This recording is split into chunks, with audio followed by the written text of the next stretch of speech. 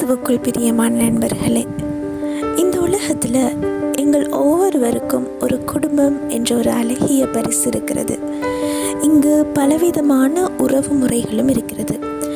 அனைத்தையும் விட சகோதரத்துவ அன்பு என்பது வேதத்தில் ஒரு விசேஷித்த இடத்தை வகிக்கிறது. இப்படியாய் ஒரு வசனத்தை பரிசுத்த வேதாகமத்தில் வாசித்தேன். 1 யோவான் 3:14 ஒருவன் இவ்வுலக ஆஸ்தி உடையவனாயிருந்தும் தன் சகோதரனுக்கு குறைச்சல் உண்டென்று கண்டு தன் இருதயத்தை அவனுக்கு அடைத்து கொண்டால் அவனுக்குள் தேவ அன்பு நிலை கொள்ளுகிறது. அப்படி எவ்வளவு அழகான வார்த்தை! எமக்கு எவ்வளவு தான் பெரிய ஆஸ்தி அந்தஸ்து இருந்தாலும் சகோதரத்துவ அன்பு இல்லை என்றால் அவை யாவுமே ஒன்றும் இல்லை.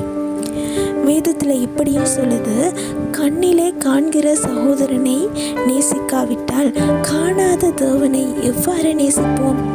ஆகவே எம்மோடு இருக்கிற சகோதர சகோதரிகளை தேவ அன்பினால் சிநேகித்து நாம் தேவனையும் நேசிப்போம்.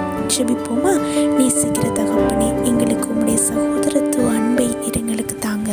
உண்மையிலே நாங்கள் நேசிக்கிறது போல எங்களை நாங்கள் நேசிக்கிறது போல ஆண்டவரே, எம்மை சூழ இருக்கிறவர்களையும் நாங்கள் நேசிக்க எங்களுக்கு உம்முடைய கிருபையை தாங்க.